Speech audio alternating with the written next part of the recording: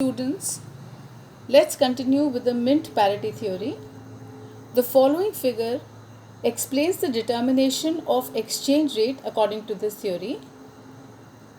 But before we understand this figure, let's understand the gold points. The upper gold point is determined by adding the cost of shipping gold to the mint parity rate of exchange, and the lower gold point is obtained by reducing the cost of shipping gold from the mint parity rate of exchange.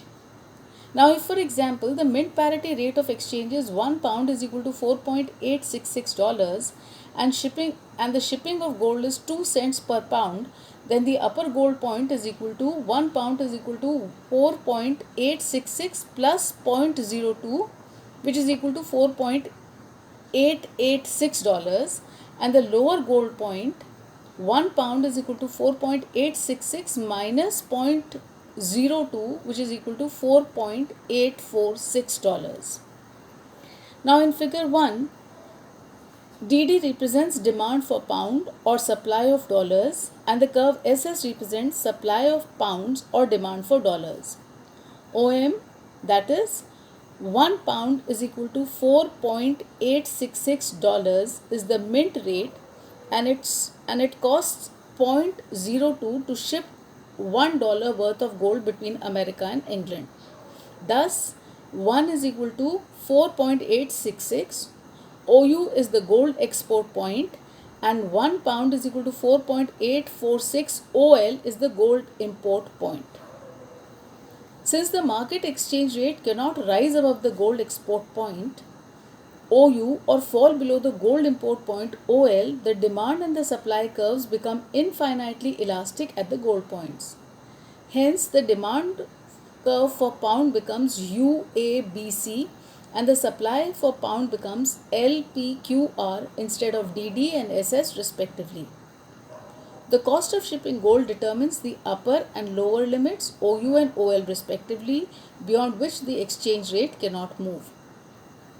Now let's talk about the variations in exchange rate.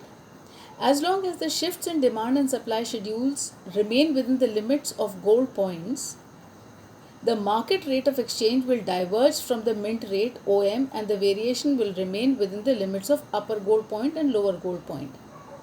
If the shifts in demand and supply curves are substantial and go beyond the limits of gold points, there will be a gold flow, which in turn will restore equilibrium in the exchange market and keep the exchange rate within the limits of gold points.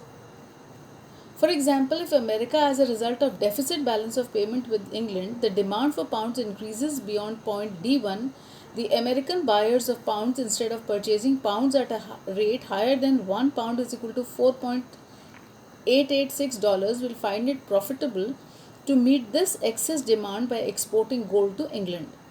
Thus, the exchange rate will not rise beyond the gold export point OU. Similarly, if in America, as a result of surplus balance of payment with England, the supply of pounds increases beyond point S1, the American sellers of pound, instead of selling the pounds at a rate lower than 1 pound is equal to 4.846, will prefer to use the pounds to import gold from England. Thus, the exchange rate will not fall below the gold import point OL.